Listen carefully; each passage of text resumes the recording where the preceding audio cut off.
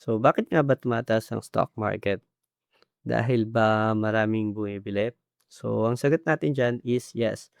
Pero may mga dahilan bakit maraming bumibili na buyers sa stock market.